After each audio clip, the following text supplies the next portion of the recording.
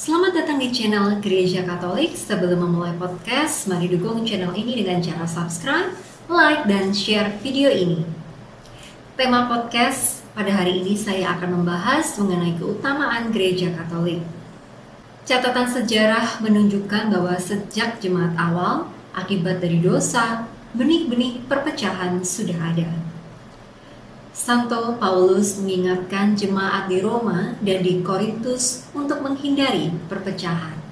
Namun sayangnya perpecahan ini tetap terjadi, mulai dari Docetism pada tahun 90 sampai 451 Masehi, Gnosticism di tahun 100 Masehi, Manichaeism di tahun 250 Masehi, dan seterusnya.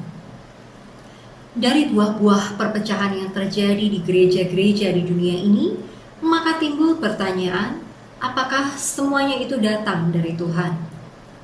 Kalau datang dari Tuhan, mengapa gereja-gereja itu mempunyai ajaran yang berbeda-beda?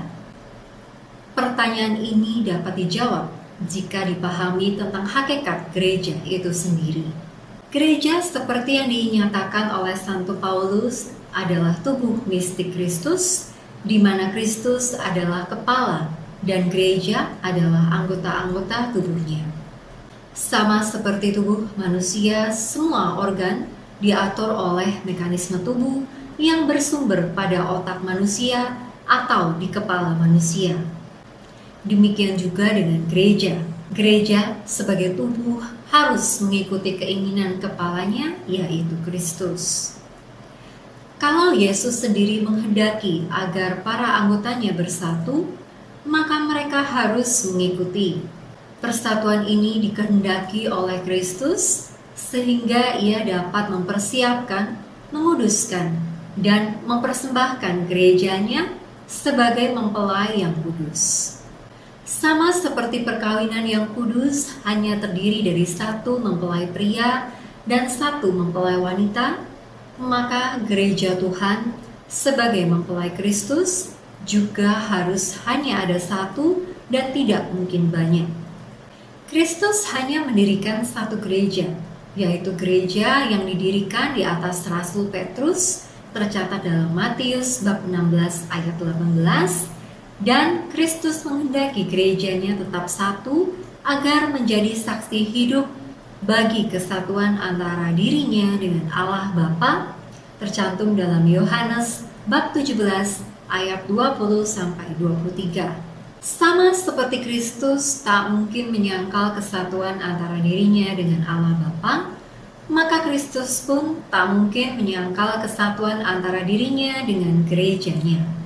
Oleh karena kesatuan tersebut, kita tidak dapat memisahkan Kristus dengan gerejanya. Kita tidak dapat mengikuti Kristus, tetapi tidak mau bergabung dengan gereja yang didirikannya.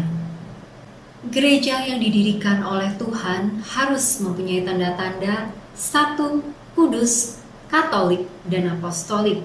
Satu, karena kesatuan iman, pengajaran, sakramen, kepemimpinan. Kudus karena bersumber pada Tuhan sendiri yang hakikatnya adalah kudus. Katolik karena gereja Tuhan harus universal, baik dari segi waktu maupun tempat. Apostolik karena berasal dari para rasul yang telah diberi mandat suci oleh Yesus. Keempat tanda inilah yang membedakan antara gereja yang didirikan oleh Yesus Kristus sendiri dengan gereja-gereja yang lain. Gereja yang satu, kudus, katolik, dan apostolik ini berada dalam gereja Katolik. Hanya gereja Katoliklah yang mempunyai empat tanda ini, atau yang disebut the four marks of the church. Mengapa 4 tanda ini begitu penting? Karena tanda itu adalah bukti bahwa gereja bukan organisasi yang didirikan oleh manusia, namun didirikan oleh Yesus Kristus sendiri. Karena gereja didirikan di atas Rasul Petrus dan senantiasa dilindungi oleh Yesus sendiri melalui karya Roh Kudus, maka tidak ada suatu apapun yang dapat meruntuhkan gereja ini. Sejarah mencatat bahwa gereja Katolik adalah gereja yang tetap mempunyai 4 tanda, yaitu 1, kudus, Katolik, dan apostolik. Gereja Katolik sampai sekarang mempunyai kesatuan pengajaran yang kalau ditelusuri berasal dari Yesus dan ajaran para murid dan Bapak Gereja. Ajaran Gereja Katolik selalu mengambil sumber dari pengajaran Yesus dan para rasul, sebagaimana yang dilestarikan oleh para penerus mereka. Perumusan suatu ajaran yang diadakan di abad-abad kemudian bukan merupakan perubahan ataupun tambahan yang sama sekali baru terhadap suatu ajaran, namun merupakan penjelasan yang semakin menyempurnakan ajaran tersebut. Hal perkembangan ini dikenal dengan istilah pertumbuhan organik suatu ajaran.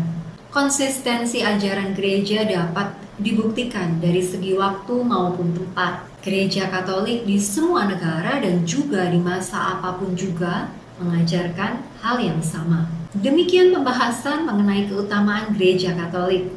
Apabila ada pertanyaan, dapat ditanyakan di kolom komentar. Jangan lupa untuk terus dukung channel ini dengan cara like, subscribe, dan share video ini. Terima kasih.